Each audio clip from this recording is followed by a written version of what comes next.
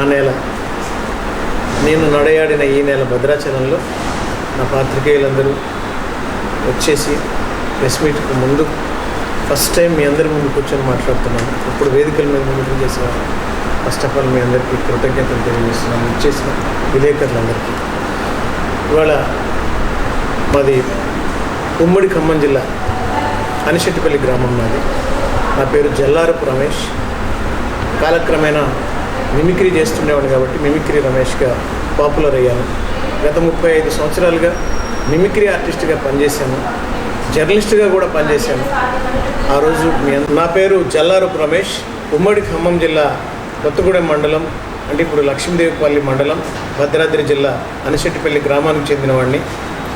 నేను అనిశెట్టిపల్లిలో నుంచి నా చదువు పూర్తయిన తర్వాత మిమిక్రీ ఆర్టిస్ట్గా ఎదిగి జర్నలిస్ట్గా కూడా పనిచేసి ఈ రెండు చేస్తా ఇప్పుడు ప్రస్తుతం మిమిక్రీ ఆర్టిస్ట్గానే ఉన్నాను. ఇవాళ మన వరంగల్, ఖమ్మం, నల్లగొండ పట్టభద్రుల ఎన్నికలు జరుగుతున్నాయి. దాంట్లో పోటీ చేయాలనే ఉద్దేశ్యం, సంకల్పంతో పట్టభద్రులందరికీ న్యాయం చేయాలనే ఒక ఆశయంతో మీ ముందుకు వచ్చాను. పట్టభద్రుల ఎన్నికల్లో స్వతంత్ర అభ్యర్థిగా పోటీ చేస్తున్నాను. పట్టభద్రులందరూ కూడా నేను మంచివాడిని, నేను సేవ చేయగలను అనే నమ్మకం ఉంటే నన్ను గెలిపించాల్సిందిగా కోరుతున్నాను. ఎందుకంటే స్వతంత్ర అభ్యర్థిగానే రావడానికి గల కారణం ఏంటంటే, చాలామంది అడిగారు, మీకు అన్ని పార్టీలలో అందరూ తెలుసు, ఇప్పుడున్నటువంటి ముఖ్యమంత్రులు కానీ, ఉప ముఖ్యమంత్రులు కానీ, మంత్రులు కానీ, ఎమ్మెల్యేలు అందరూ తెలుసు, వారి ద్వారా మీరు ఎందుకు ఈ సీటు సంపాదించుకోలేకపోయారంటే నేను ఒకటే చెప్పాను, నేను మిమిక్రీ ఆర్టిస్ట్ని కాబట్టి, అందరి వాడిని కాబట్టి, స్వతంత్రుడిగా ఉంటేనే నాకు అందరూ ఓట్లేసే అవకాశం ఉంది, అందరూ నన్ను ఆదరించే అవకాశం ఉంది. అదే నేను ఒక పార్టీతో వెళితే, ఒక పార్టీకి అంకితం అయితే రేపొద్దున అదే పార్టీకి నేను ఒక కట్టుబడే అవకాశం ఉండేది నాకు. ఎందుకంటే వేరే వాళ్ళతో నేను పనిచేసే వాళ్ళని మాట్లాడే అవకాశం కూడా ఉండేది కాదు. అందుకే స్వతంత్ర అభ్యర్థిగా వచ్చాను. ఇంకొక విషయం చెప్తున్నాను, ఇవాళ గుర్తులు లేవు దేనికి. పట్టభద్రుల ఎన్నికల్లో ఎవరికి గుర్తులు ఉండవు. ప్రథమ ప్రాధాన్యత, ద్వితీయ ప్రాధాన్యత, ఇంకా తర్వాత వాళ్ళు ఎవరికైనా ఓట్లు వేసుకోవచ్చు. బట్ ఏంటంటే ఇప్పుడు వచ్చి గుర్తులు వచ్చాయి, అంటే పార్టీలు వచ్చాయి. పార్టీలు వచ్చేసి ఆ పార్టీల కాలక్రమేణా ఈ పార్టీ నుంచి పోటీ చేస్తున్న, ఆ పార్టీ నుంచి అనేసి పార్టీ వచ్చినా కూడా గుర్తులు లేవు. స్వతంత్రమైనటువంటి ఎన్నికల్ని కూడా రాజకీయం చేశారు.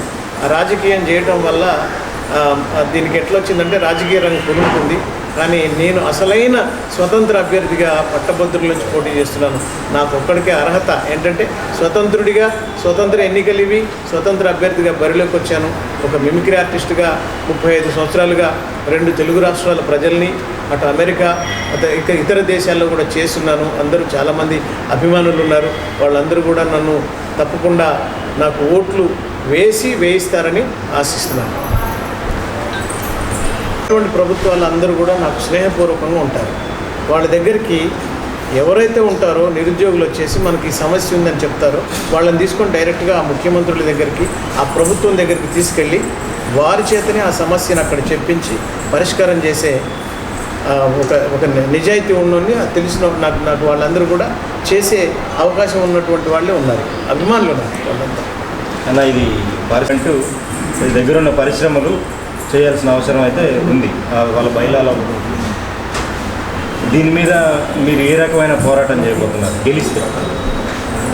తప్పకుండా ఇప్పుడు కొంత మన తెలంగాణ వచ్చిందే, తెలంగాణ రాష్ట్రం వచ్చిందే స్థానికత మీద.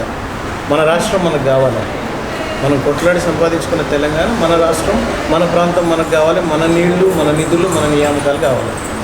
సరే, ఆచరణలో కొంతమేర ఆ ప్రభుత్వం చేయొచ్చు, ఇప్పుడు ఈ ప్రభుత్వం కొంత చేయొచ్చు. కానీ మీరు చెప్పిన పాయింట్ ఖచ్చితంగా నేను కూడా ఒక పట్టభద్రుడిని, నేను నిరుద్యోగిని, ఏది లేక నేను ఒక ఆర్ట్ని ఎంచుకొని కళాకారుడిగా ఎదుగుతున్నవాడిని. మీరు చెప్పిన పాయింట్ ఖచ్చితంగా మేము నోట్ చేసుకొని మీ ద్వారానే జర్నలిస్టులు లేదా పట్టభద్రులు మన వాటా మనకు కల్పించాలి.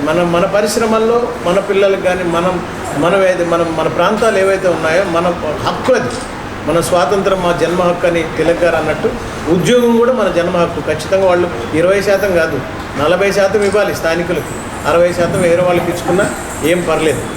ఖచ్చితంగా 40% వరకు నేను కొట్లాడతాను. ఎక్కడంటే పారిశ్రామిక ప్రాంతమే కాదు, ఏ ప్రాంతంలో పరిశ్రమలు ఉన్నా ఆ ప్రాంతంలో అక్కడ ఉన్నటువంటి నిరుద్యోగుల్ని తీసుకెళ్ళి ముందు మేము అక్కడ వాళ్ళకి వినతి పత్రాలు ఇస్తాం, తర్వాత వెళ్ళి ప్రభుత్వంతో మాట్లాడతాం.